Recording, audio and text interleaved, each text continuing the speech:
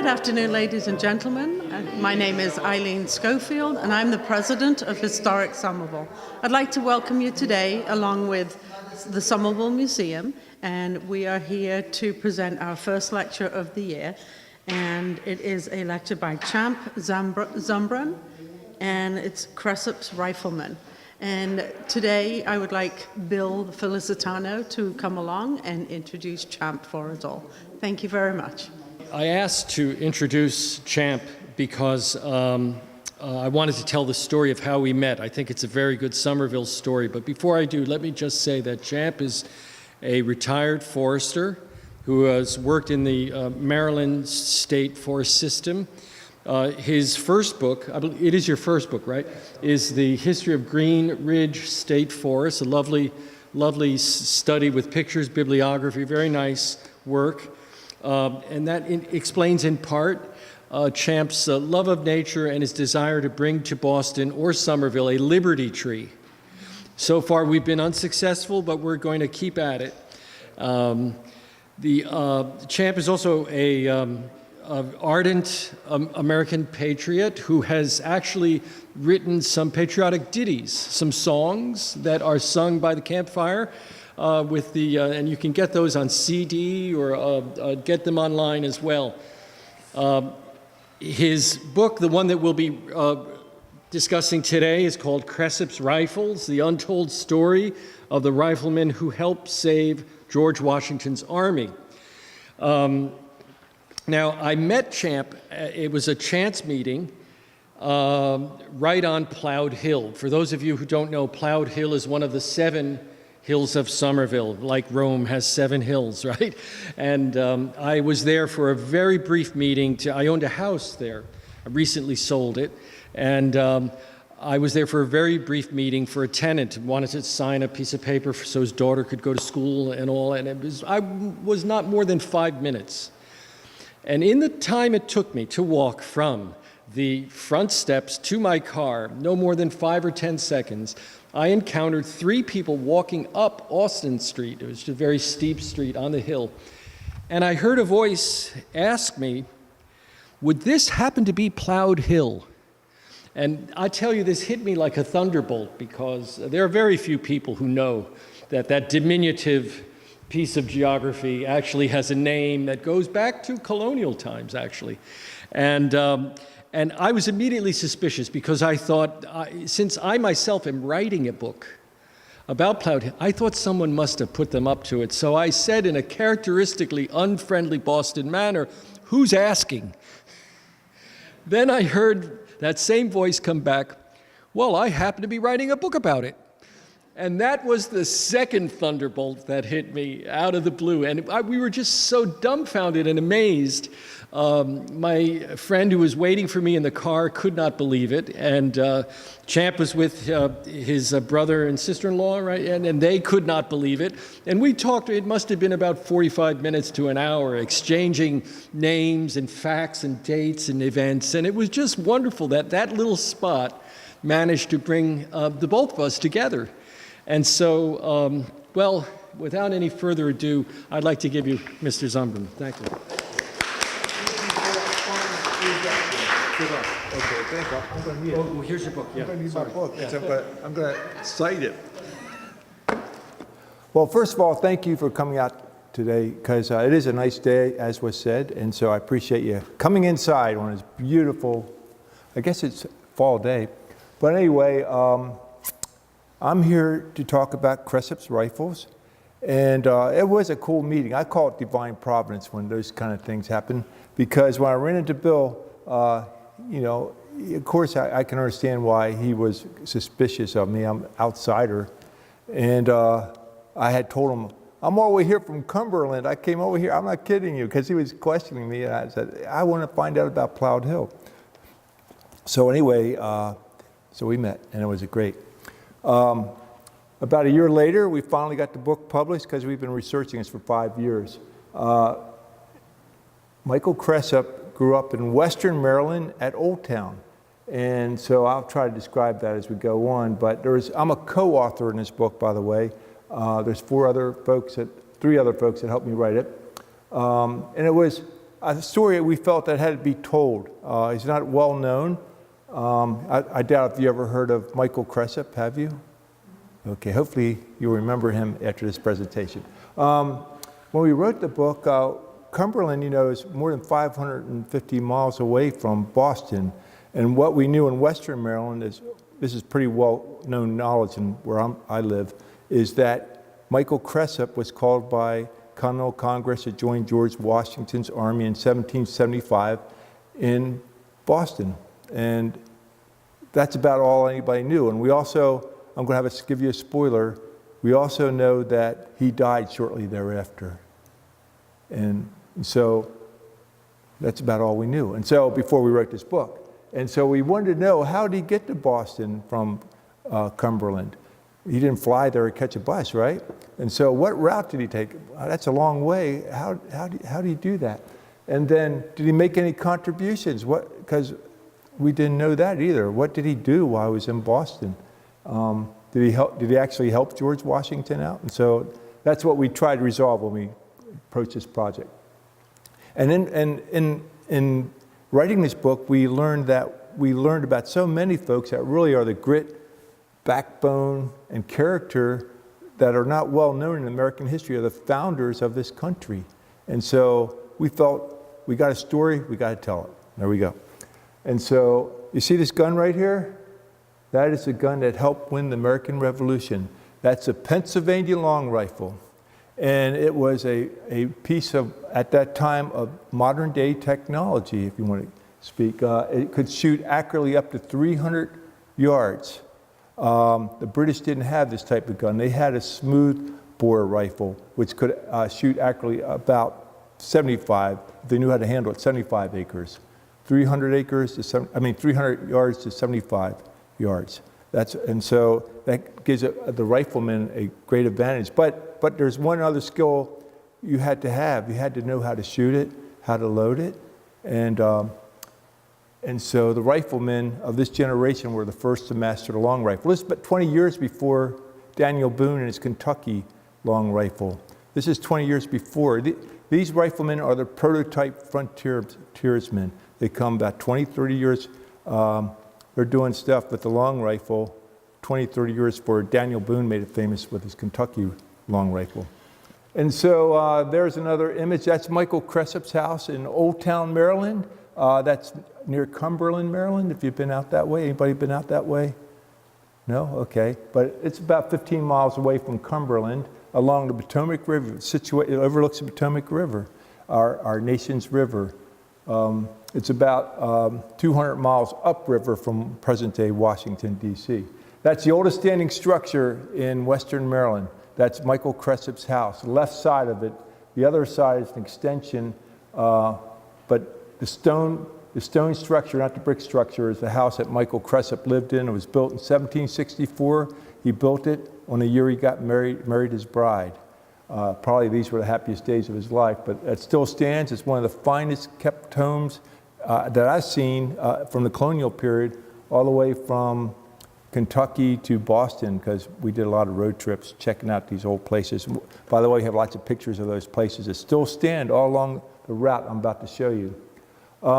June 14th is the day Continental Congress called on 10 rifle companies to join George Washington to help him out in Boston. June 14th, you know what that day is? That is the day the U.S. Army celebrates their birthday. Every year, June 14th is the official birthday of the United States Army, on a day Continental Congress called on 3 colonies, Pennsylvania, Maryland, and Virginia, to form these rifle companies. 2 from Maryland, 2 from Virginia, and 6 from Pennsylvania. And that's their birthday. And June 15th, Continental Congress says, we need someone to command these riflemen, and also the folks that are already in Boston. And George Washington selected on June 15th. So I thought that would be the United States Army's birthday, but no, it's June 14th, the day the rifle companies are called on to organize. So Cresap makes a 25-day march. They're marathon distances. What we're going to find is they were marching 25 to 30 miles a day for 25 straight days to get to Boston. George Washington used the rifle companies. There were basically 10 rifle companies. I said 2 of them from Maryland, and one of them's Cresap's Rifles. So there's 10 rifle companies on their way to Boston, and Cresap's Rifle Company is one of them. And Washington, like I said, is using them as they're the elite. They're an elite group of riflemen, and they're equivalent today to the Green Beret and so forth, elite forces.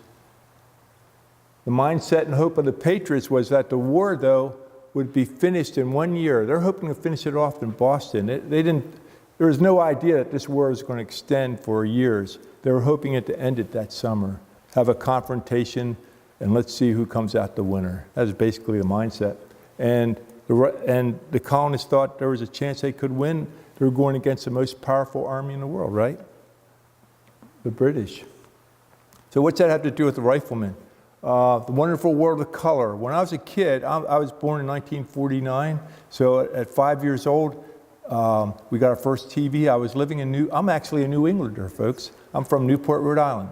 And I grew up in Newport, and my parents got a TV, and it was black and white, so I didn't see this image. It was black and white image of that. And lo and behold, what was the first show I ever saw? Davy Crockett. And I'm about 5 years old at the time. And think about it. What childhood influences changed your life? I think this TV show actually changed my life in a sense. I always had a love for frontiersmen, early American history. Newport, Rhode Island also gave me a love of the ocean because I grew up right on the ocean and next to a bird sanctuary. So I grew a love for trees also. So trees, ocean, and early American history. How can I combine that into a book? Right here. Okay. Then the very next show after this was Daniel Boone. That's reinforcing my love for frontiersmen. And I was amazed as a kid how much Davy Crockett and Daniel Boone looked alike. It just amazed me. Of course, that was the actor Fess Parker. So it's a different world in 1775. We have 13 colonies. We're under British rule. We're not the United States of America in 1775. That's what the revolution was all about. What's the fate of those 13 colonies? 2.5 million people, generally speaking, at that time, compared to over 300 million in our country now. So it's a different world back then. Big concern of colonists in 1775. You continually see references, we don't want to be slaves, we don't want to be oppressed.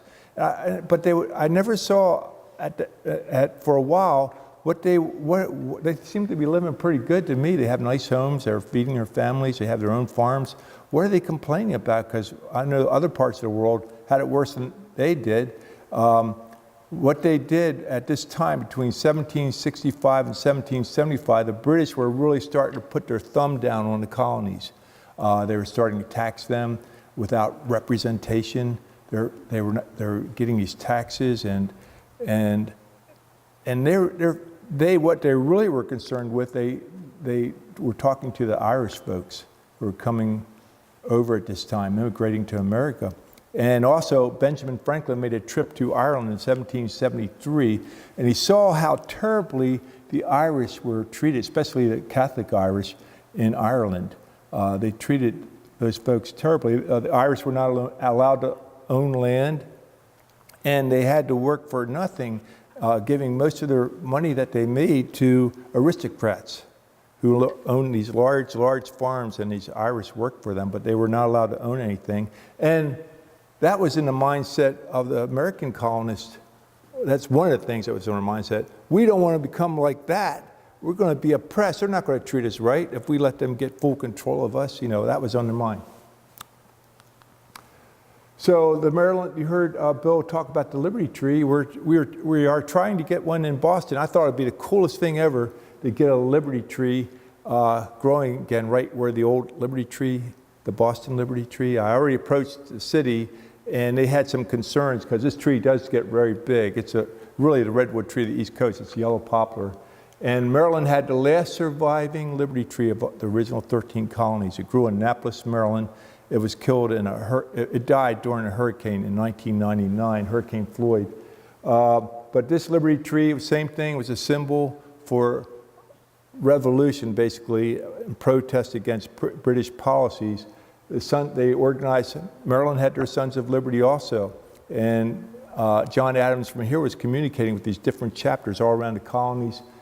And Cresap, Thomas Cresap was one of, Michael Cresap's father was one of the ones Sam Adams was communicating with. But basically, it was a secret organization. Remember, under British Empire, under the British Empire, it was treasonous to kind of go after, undermine the king. And so they would, let's go meet near a tree. Oh, how about this Liberty Tree, you know? And so they designated a tree, and this happened to be it. It was right near the Hall of Records in Annapolis. That's where all the politicians and the colonial laws were made. It's about a block away from there. And so William Paca and Samuel Chase future signers of Declaration of Independence were gathering under here, associated with George Washington, resigned his commission in 1783, a block away from this tree at the State House in Annapolis. Francis Scott Key was a student, so you got all this stuff associated with this tree. And as a forester, the clone of this tree still lives, and we collect seed. And we're planting it all over creation, basically. And I planted a tree last weekend in Coventry, Connecticut, at Nathan Hales, near Nathan Hales town. Well, it is Nathan Hales' place, Coventry, Connecticut, Port Rhode Island last week. And I was trying to bring one up here, but we couldn't make the final arrangements, and we're still trying to do that. So I hope we can bring it's actually, we're taking seed from a clone of the original tree, this Liberty Tree right here, the Maryland Liberty Tree. So Liberty Tree still lives, folks. That's Michael Cresap's father, Thomas Cresap. This is painted by a well-known artist, Lee Teeter. It portrays, Michael Cresap was in this unit at the time. He's 13 years old. This occurred in 1756. There's a mountain in western Maryland called Negro Mountain. It's a mountain named after one of the black frontiersmen, a free black frontiersman who served in Cresap's militia. There was an Indian skirmish, and this black frontiersman was killed in the line of duty. And ever since this time, it's one of the oldest place names in western Maryland. It's called Negro Mountain. It's right on the main highway of Interstate 68. Note the large tree. And by the way, Michael Cresap gets his first experience in battle at this particular event. He's only 13 years old and serving his father's militia. Note that big tree back there, the artist portrayed, because again, the world was a little bit different back then than today.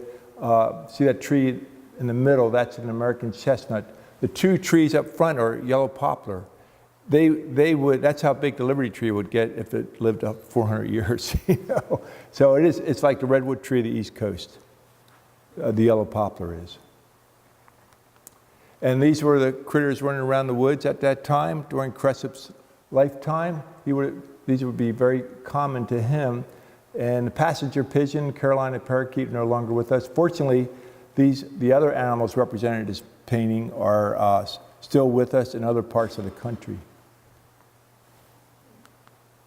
So there's Michael Cresap's house, and there's an artist's portrayal of Michael Cresap. Notice the painted faces, that's how they came through these towns. They grew up among the American Indians, Native American Indians, and were influenced by them. As you know, I was influenced by Davy Crockett, they're influenced by the Indians. And a lot of folks would say when they saw them that they couldn't distinguish them. They were so much like the Native Americans in their habits. Old Town, Maryland was the most western colony where Cresap was born. Michael Cresap was born in 1742. Of the 13 colonies, Old Town was the most westernmost colony, and Michael Cresap was the first European American born there. So he's born in the far west at that time of the American frontier. And the family, George Washington did a lot of surveying for Fairfax. He would stay with the Cresaps when he was out west. So the Cresap family had a very close relationship with George Washington. When Washington was a surveyor, a landowner, also he commanded what we call Fort Cumberland out in western Maryland. That's where, during the French and Indian War, 1756 and 1757, George Washington is getting his first experience in a command position at Fort Cumberland. And he's seeing these riflemen, what they can do with the long rifle. And it makes an impression on him. And that's on his mind in 1775 when he says, I need these guys up here with me in Boston.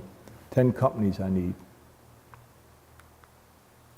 And notice there's no uniforms at this time. The Army's just forming, so everybody's just kind of wearing their own thing. The riflemen had, each company had their own distinguished way of dressing. This is a Virginia Rifle Company. Daniel Morgan was famous with his rifle company. They would emblazon liberty or death on their long shirts. And to distinguish ranks, they would use sashes or feathers. You heard of Yankee Doodle went to town and had a feather in his cap and all that. It's from this. The British were making fun of these folks. Basically, there's a derogatory song making fun of not only the riflemen, but the colonists who were in Boston on the siege line because they weren't dressed in uniform. No standard uniform. So those are, represents the Virginia Rifle Company. Again, that's a Maryland Rifle Company who painted their faces. And that's 6 Pennsylvania Rifle Companies. They were most noted for the buckskin dress. And so who got the most press, do you think, when they're marching up to Boston? Because they didn't all march together because it's small towns wouldn't be able to handle it. They came staggered through the same towns. Apparently they were given maps how to get up to Boston, and they went this particular route, which I'm about to show you. But who do you think got the most write-ups? Yep, that's right. Why do you think that is? I think it's because of fashion. I think his company was the most colorful, dressed like Indians. And you look at the contemporary write-ups while they're marching through town, they were sort of like making a, you know how Hell's Angels, when they come through your town, they make a lot of noise?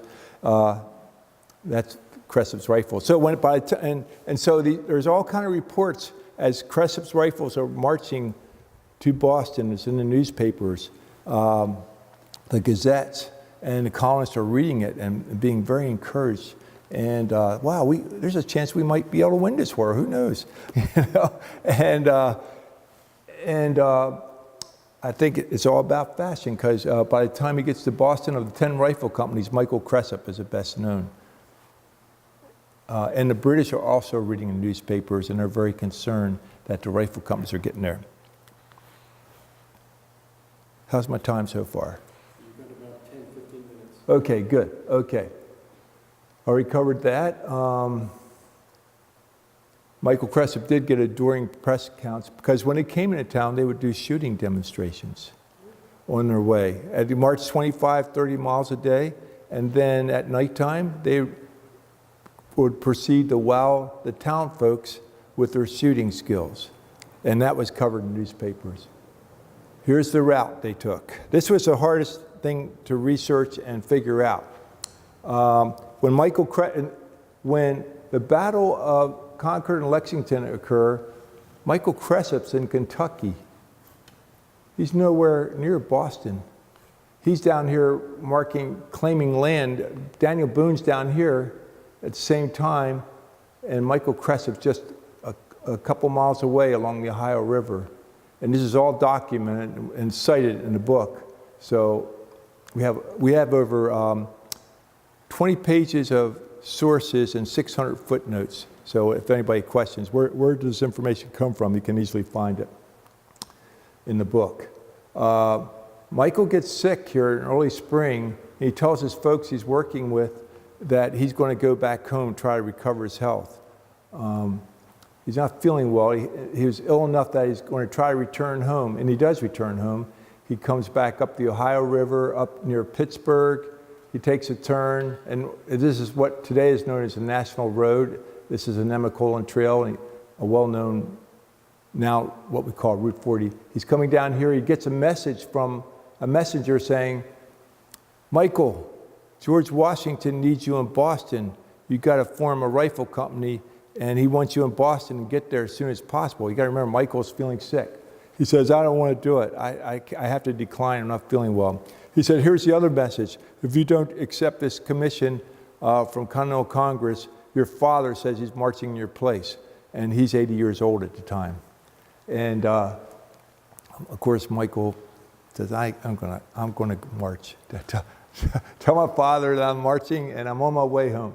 And so he sends the messenger to go further west and advise the riflemen from this region to join him in Old Town. This is where Michael lives, right here. There's where Old Town is, for those who are asking.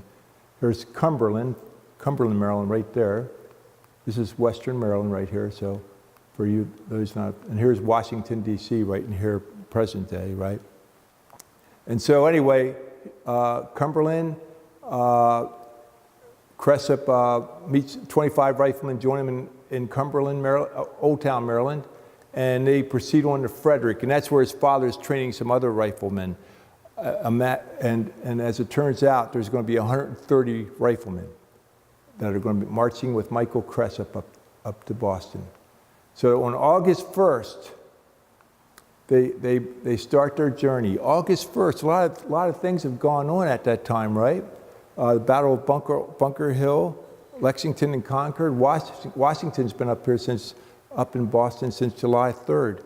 But Cresap is the last company to organize, because you got to remember, Cresap came all the way from Kentucky.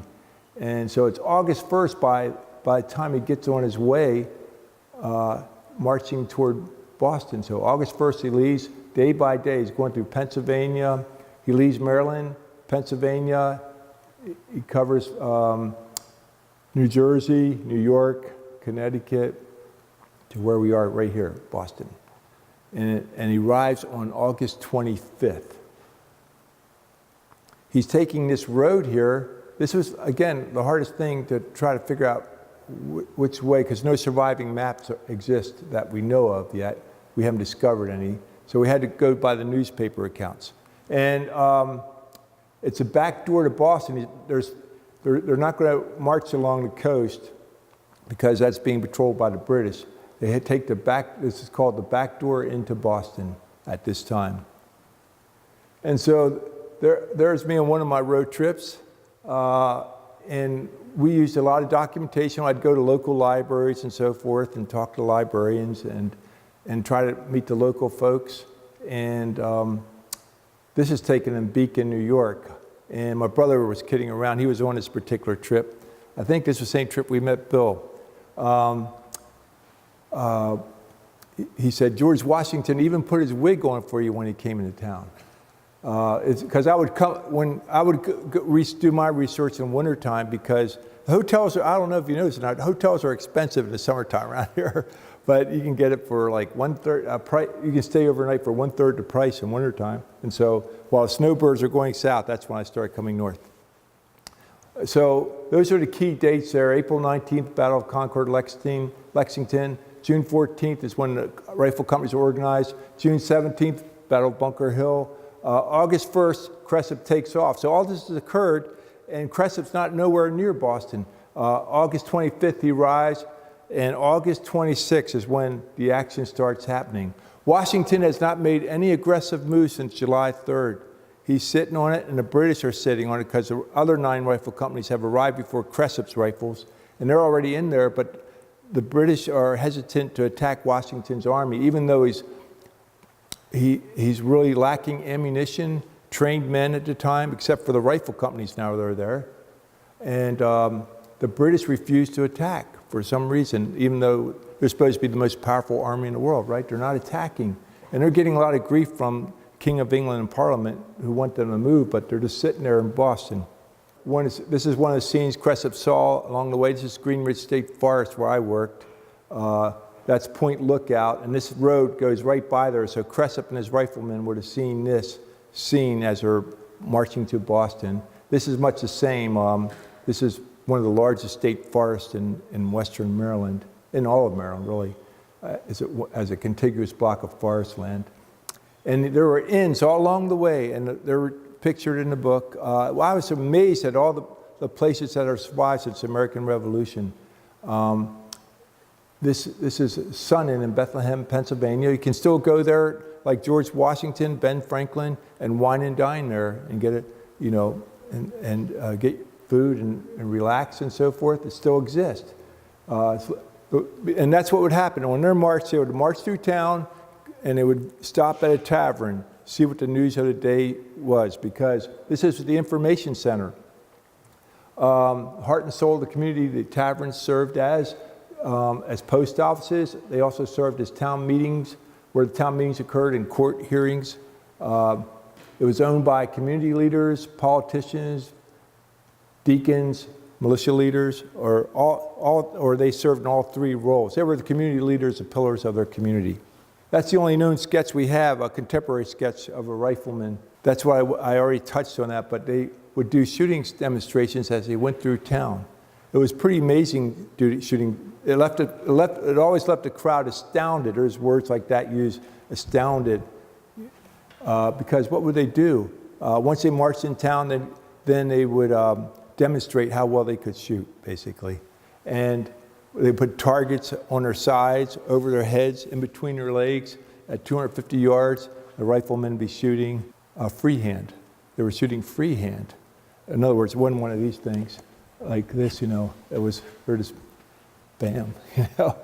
And there was no reports I saw in the newspapers where somebody was injured. So they hit their target. They actually put a target over their head too and shoot at 200 yards. It was like foolish, but they knew what they're doing. And it really amazed and astounded the citizens. That was a target. And these accounts were going in newspapers, and the British were reading about it. The British feared the riflemen, even though they have 10 times the ammunition. They're the most powerful army in the world, yet they will not attack. So here's the situation.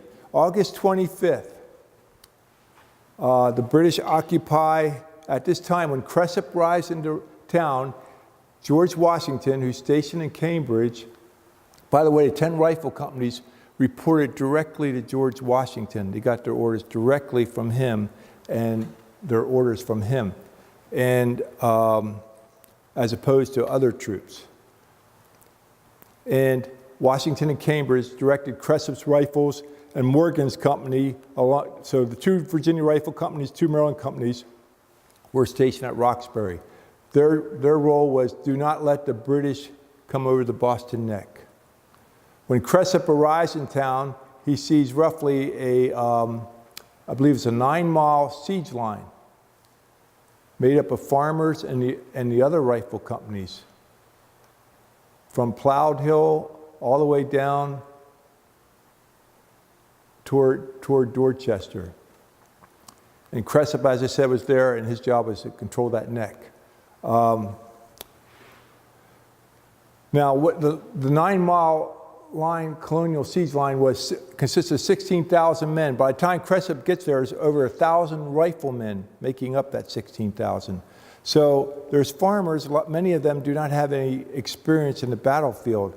The riflemen, because of the Indian Wars before, and some of them are survivors of the French and Indian War, have seen battle. They know what it's like. They know how to handle themselves in that situation or that pressure. And so Washington mixes the riflemen in with the farmers on the siege line. And the British know that. And many of the farmers don't have guns.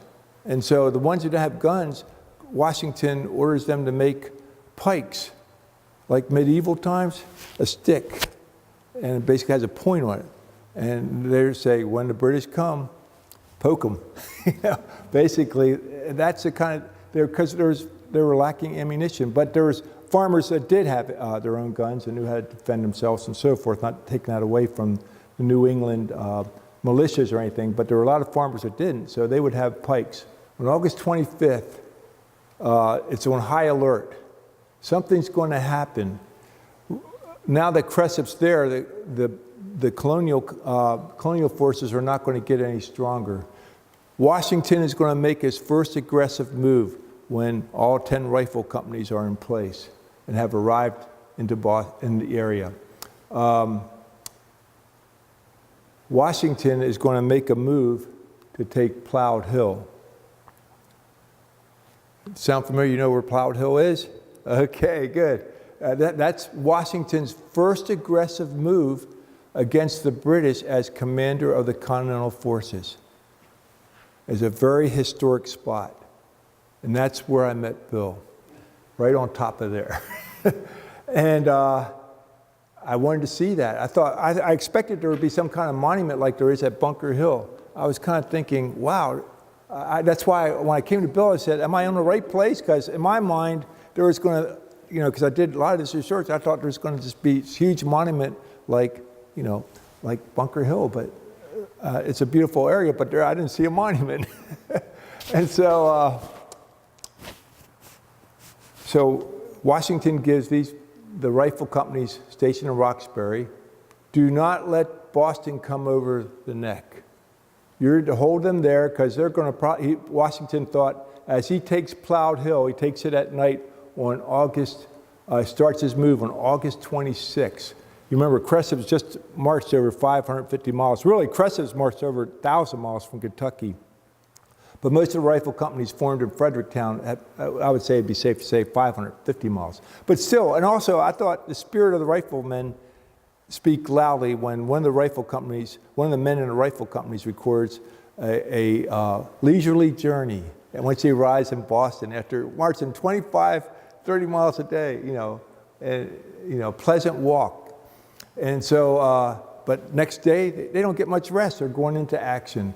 And so here's where the action occurs. And this is probably August 26th to the end of the month are probably the most active periods during the whole siege of Boston. And this is what's going to happen. Washington is trying to force the British to attack Plowed Hill because they've just been sitting in here, nothing's happening all summer. Washington doesn't have hardly any funds. He doesn't know how long he can hold his men and keep the morale up. And he wants to get this war over before winter sets in. He's trying to encourage, we've got to have some kind of contest. That's the word he would use. He's trying to draw the British into a contest. He envisioned it it's going to be much like Bunker Hill.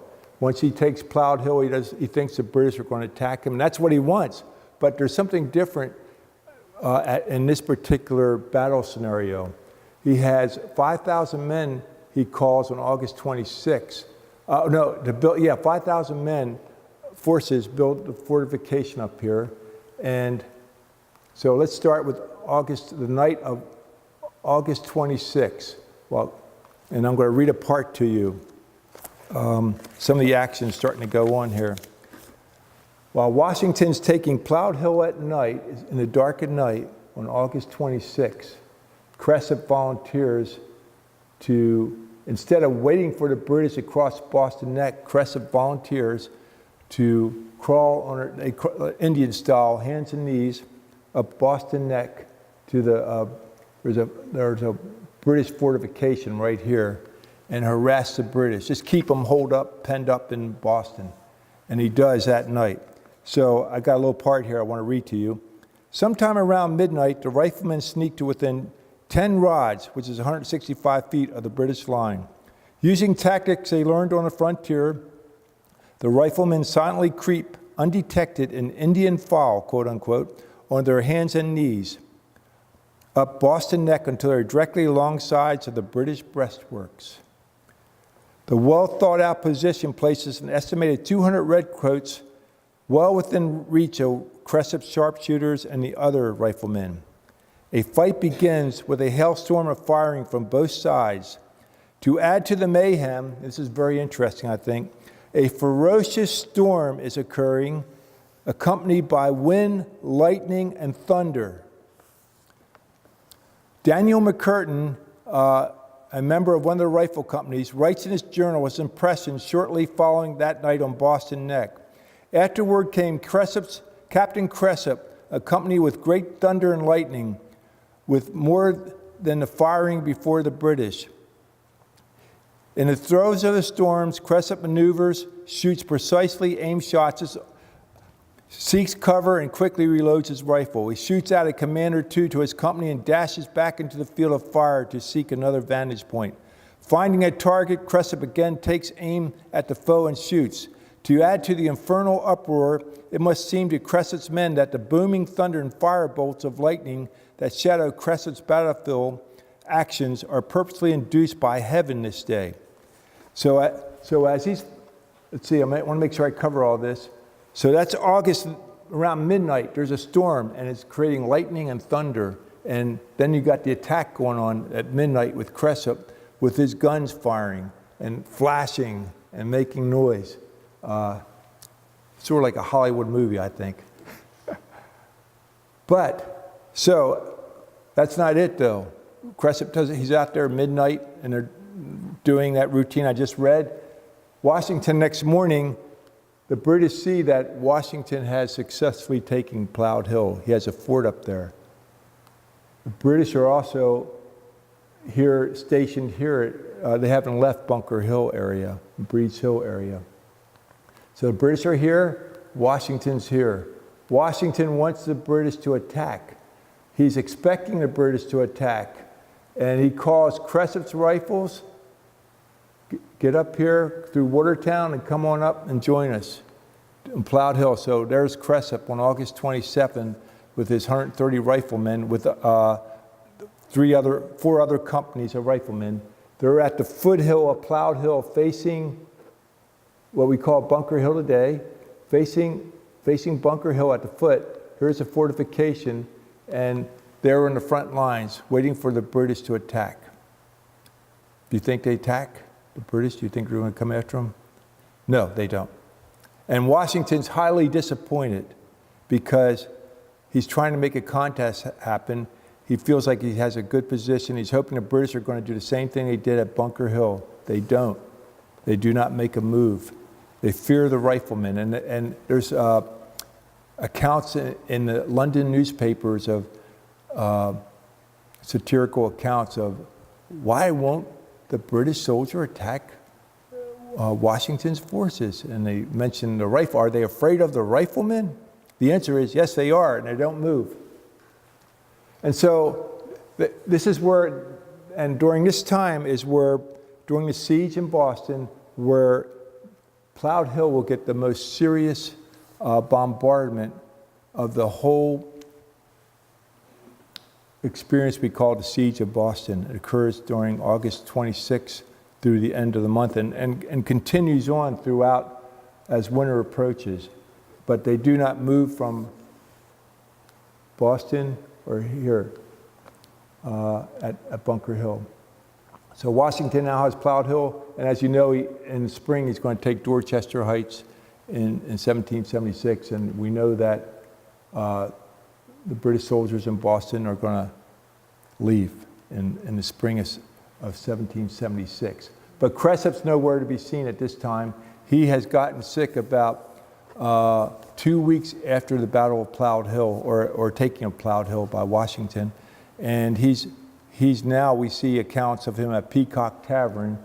He's very sick, and he has permission to return home to recover his health. And Washington, you got to remember, the Army's just forming. And how's my time now, Bill? We're getting ready to finish it up. Okay, we're wrapping it up. There's that storm I was telling you about, the hurricane offshore storm. Meteorologists call it the Independence Day hurricane of 1775, eighth worst hurricane in American history.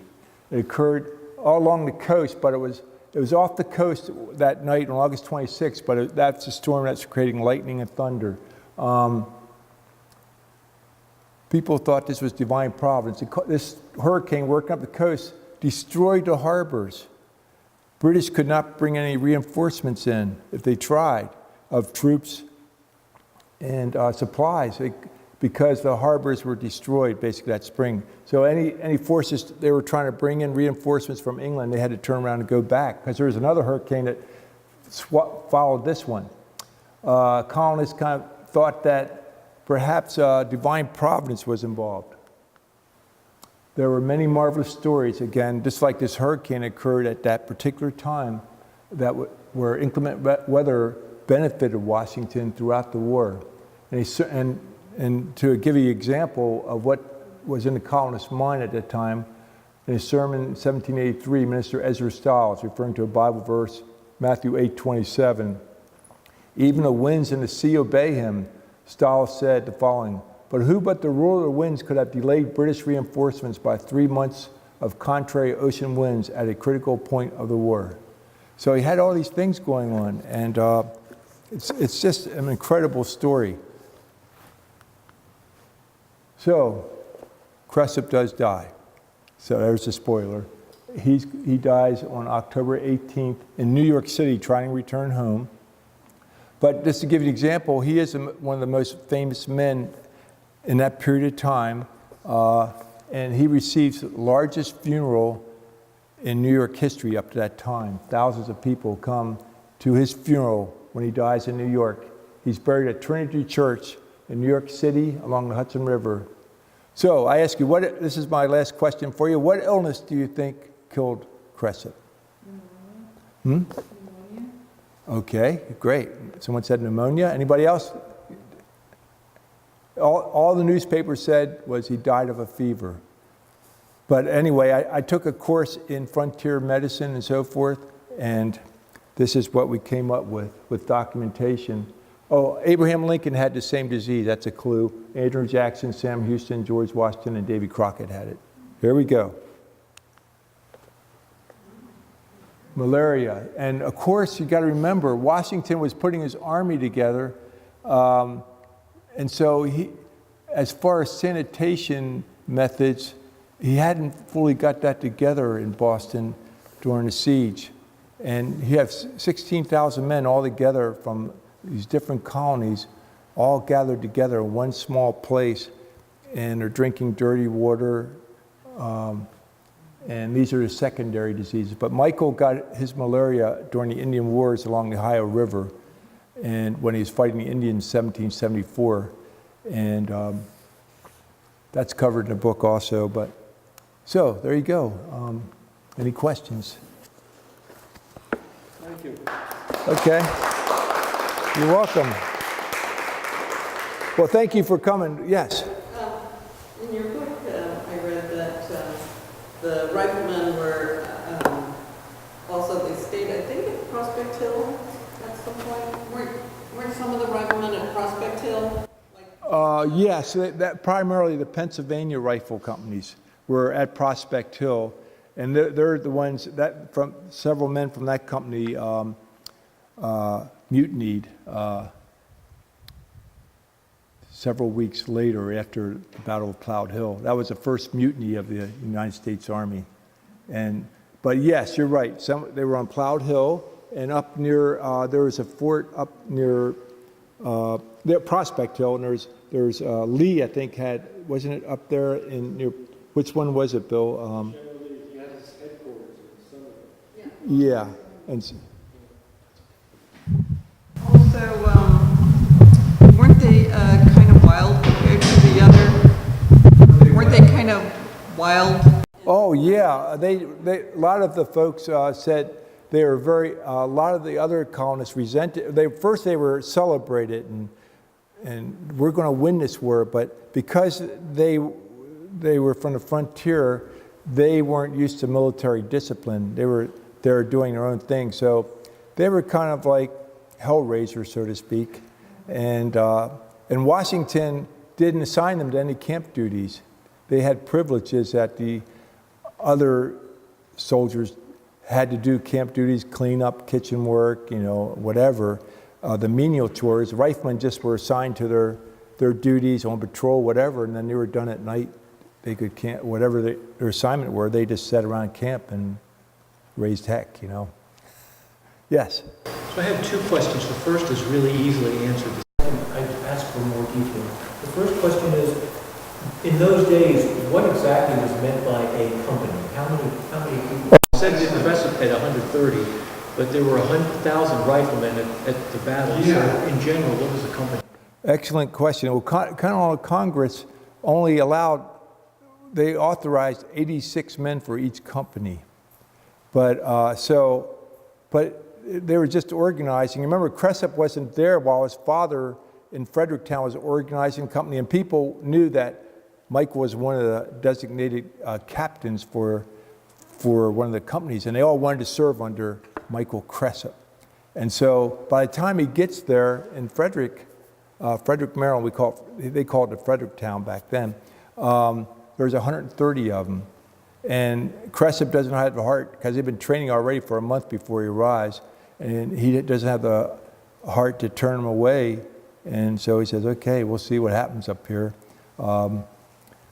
There's a chance we won't get paid for a while. Okay, but a broader question, which I'd like you to go into some detail if you can.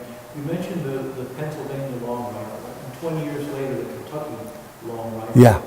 And that these were frontier Weapons. Why was such a comparatively sophisticated weapon for the time such a frontier weapon?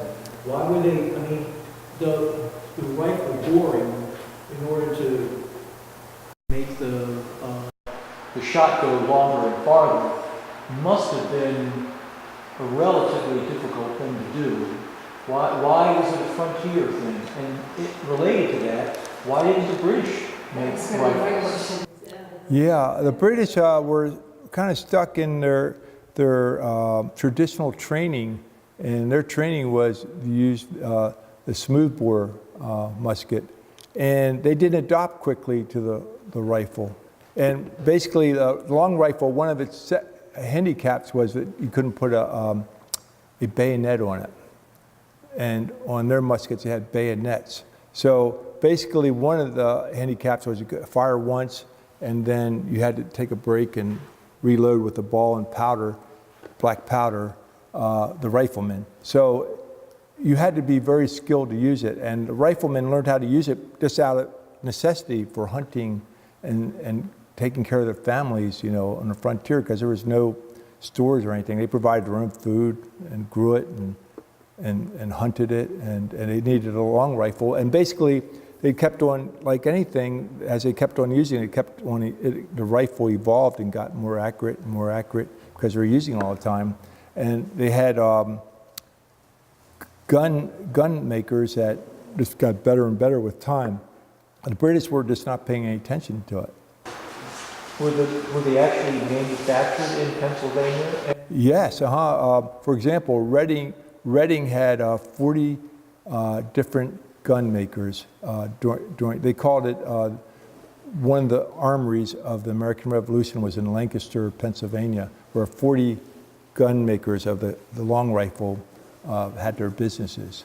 It was a skill and craft, a unique skill and craft. I just had one comment. I love the presentation, the book is great, but I do want to say to my Somerville neighbors, I joke and tell people that Prospect Hill has all the glory, but Cloud Hill had all the guts. And I think, I'm going to, if I ever get my book out, he finished his, I have to do the same. But I would like to petition the town to really commemorate the events that happened there, which, as you know, are complicated by the fact that it was also the site of the arson, of convent arson. So it's difficult to commemorate, the glory without having to look at the other stuff, but we should try. Yeah. People really did die over that hill. One of the things that enraged some of the locals was the history of Cloud Hill as a colonial, fortress and being so important, and there was resentment when the Catholic nuns took it over. So there was that, it played into that as well. Well, I can tell you as an outsider, I think I kind of expected there was going to be a monument there. I just thought, like I said earlier, I thought it'd be another Bunker Hill type monument. And so because of the events that occurred there were so important, George Washington makes his first aggressive move. The first men in battle, basically, after George Washington, of course we lost men in Bunker Hill and Lexington and Concord, but once George Washington's command, the first men who die in battle is on Cloud Hill. There's 4 people that are killed pretty quickly, and that's detailed in the book. But so it's very important. So many, the first fatalities of the United States Army with George Washington in command occurred on that hill. Yes? Maybe that's a good spot for the Liberty Tree. I would love to bring a Liberty tree up here. It brings me joy because the Liberty tree is a yellow poplar, hard to germinate, but once we germinate them, I just want to find good homes for them. So if you find a good home for that Liberty tree, I'll bring one up next spring. Yes. Well, that's one of the things I was going to ask you about is that you said it gets really big, so therefore I assume that its root system is pretty extensive. The Liberty tree, it gets very big, you said, so it has extensive... That was a concern in Boston when I did some inquiry, and they were very curious and everything at the response, and they said, we're very concerned with how big that tree will get because we have underground wires, subways, and you know, like I said, this tree is the redwood tree of the East Coast. So it will get to 120, 140 feet, and you saw how big it would get once it starts maturing. Of course, that's like 300, 400 years from now. But all the subways, I guess they have under there, and wires, and whatever, sewage, you know, sewage pipes or whatever they have under there, underground. Thank you. Thank you.